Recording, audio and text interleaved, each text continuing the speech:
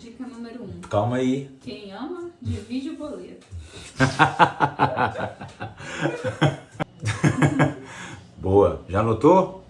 E o terceiro e talvez o mais importante ponto, e esse você precisa anotar, porque para mim foi fundamental. Tudo começa a partir desse terceiro ponto. Quero dar 3 dicas hoje, e o café tá ficando pronto, de finanças para casal. E é com você. O que você riu? Eu estou rindo de você. Você olhou pra mim. Quer que eu faça o vídeo? Uma coisa que a gente fala pouco, aqui, toma seu café, nesta casa, é que no nosso primeiro ano de casamento, nós quase nos separamos por causa de dívidas, por causa de dinheiro, finanças. Eu queria aproveitar esse vídeo para poder abençoar a sua vida com 3 dicas poderosas que a gente utilizou em 2014, né, amor? Que ajudou a gente a não se separar. Então, pega o seu café e anota essas dicas aí que de repente pode ser a virada de chave na sua vida também. Dica número 1. Calma aí. Quem ama, divide o boleto.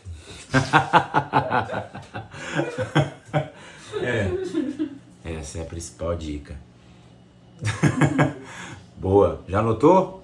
Você pensa que só amor sustenta casamento? Muitas vezes amor não é o suficiente. Bem-vindo ao mundo real. Quando a dívida bate na porta, não tem amor que resista.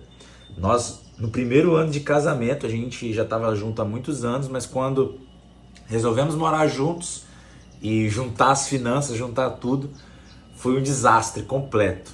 Nós quase nos separamos. Não tem amor que dava jeito naquela situação. Eu estava muito triste, infeliz. A Bruna também estava se sentindo muito infeliz. E naquele momento a gente estava pensando que realmente não tinha dado certo. Por causa justamente dessa área. As finanças, o dinheiro. Isso estava destruindo o nosso relacionamento. Deus iluminou a mente, principalmente dela, para fazer a gente enxergar isso, que era essa área da nossa vida que precisava ser tratada. No meio do ano para frente, mais ou menos, no final do ano, né? Em 2015, Na verdade, foi 2015. 2015 nós fizemos uma força-tarefa para revolucionar essa área da nossa vida e a gente queria compartilhar 3 dicas aqui com você que de repente pode ser a virada de chave no teu relacionamento aí também. Se você não me conhece, meu nome é Bruno Fanticelli, esse é o meu canal. Já clica aqui para seguir, a gente sempre está falando sobre palavras, sobre vida, sobre família e hoje sobre relacionamento e finanças. A primeira dica eu acredito que é essa. Quem ama, divide o boleto.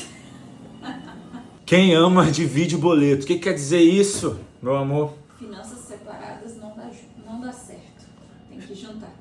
As finanças separadas, cada um com o seu, não dá certo, não deu certo aqui para nós, pode ser que dê certo para sua realidade, mas quer resolver essa área que tá uma bagunça, junta tudo, vocês são um só casal de Cristo, vocês são um só, a renda e as dívidas, elas precisam ser do casal. Porque o casal vai estar no mesmo padrão. Agora imagina, eu ganhando, tem que ser eu, né? Eu ganhando mais e você ganhando 1/3 do que eu ganho. Eu vou viver num padrão e você no outro. E aí? Eu vou estar sempre te pedindo para poder fazer as coisas, ou você bancando, um se sentindo menor do que o outro.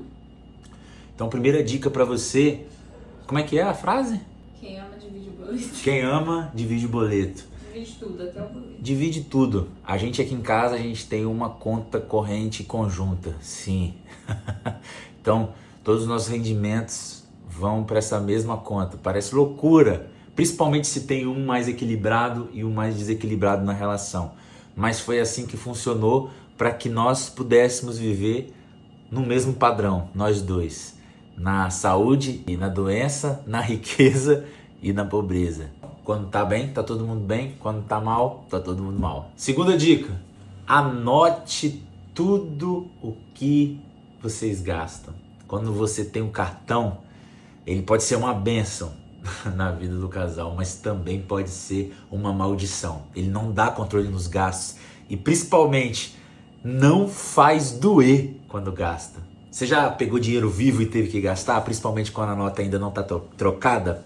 R$100, R$50, dá uma dó de gastar. E o cartão, ele não faz sentir essa dó. E o dinheiro vai pelo ralo. E não é com coisa... Principalmente se for parcelado. Parcelado então aí que vai embora 10 mesmo. vezes. E coisas pequenas também, Uber, lanchinhos, iFoods, marmitas, vai acumulando e no final é uma bola de neve que você não sabe para onde foi todo aquele dinheiro gasto.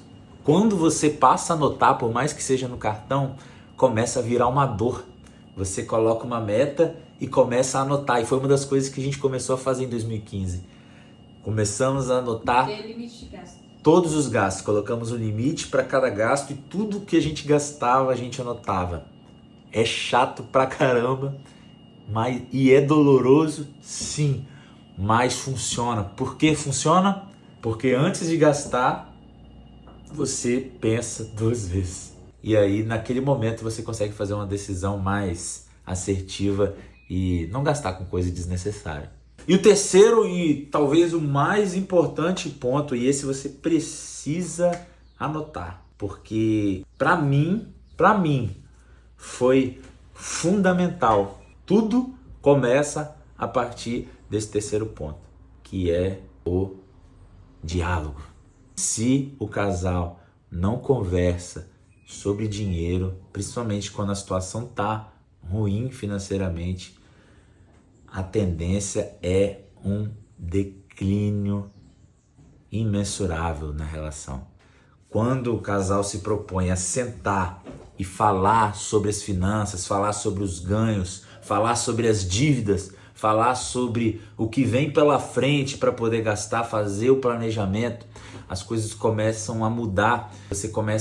O casal começa a gastar com intenção, não só gastar com intenção, mas juntar dinheiro com intenção, a ganhar dinheiro com intenção.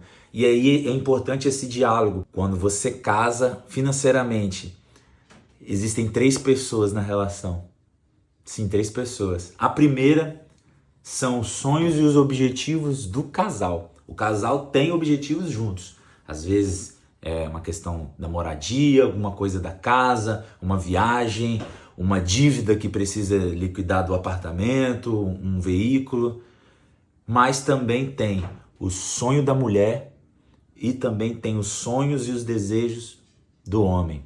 Então, assim, esses dois, apesar de serem um numa relação, eles também são indivíduos. E para a mulher, tem coisas que ela quer que para a cabeça do homem não faz sentido. Lava a louça. Aqui em casa, por exemplo, a gente entrou num debate em relação a lavar louça. Ficamos quanto tempo assim, você me convencendo de que... 1 ano me convencendo de que era necessário. Mas que para ela fazia total sentido. E aí nós começamos a nos planejar para poder ter esse item aqui. A propósito, vale muito a pena. A mulher, ela tem as aspirações e os desejos dela quanto indivíduo, que não diz respeito a ser mãe, que não diz respeito a ser esposa. E o homem também tem os seus interesses, desejos e sonhos individuais, que às vezes para a mulher não fazem muito sentido. O que não faz sentido que eu gostaria muito que para você não faz? R$450 numa camisa de time. Para ela não tem o menor cabimento, mas para mim é um desejo que provavelmente, se for homem, você vai compartilhar comigo disso. Muitas vezes quando se casa, às vezes a gente fica com a falsa percepção de que é preciso abrir mão desses sonhos, quando na verdade é necessário o diálogo para que os dois em conjunto possam fazer um plano a fim de realizar os sonhos do casal, da mulher e do homem. E também dos filhos, né? Se eventualmente tiverem filhos. Esses são os 3 conselhos que você possa guardar no seu coração e, fazendo sentido para você, aplique na sua relação e diga aqui para nós nos comentários quais outros conselhos você tem para nós a fim de melhorar a forma como nós, enquanto casal, lidamos com o dinheiro. Fez sentido para você esse conteúdo? Curte ele e compartilha com a esposa, compartilha com o marido, a fim de vocês prosperarem, realizarem os sonhos do casal juntos. Que Deus te abençoe, fique na paz.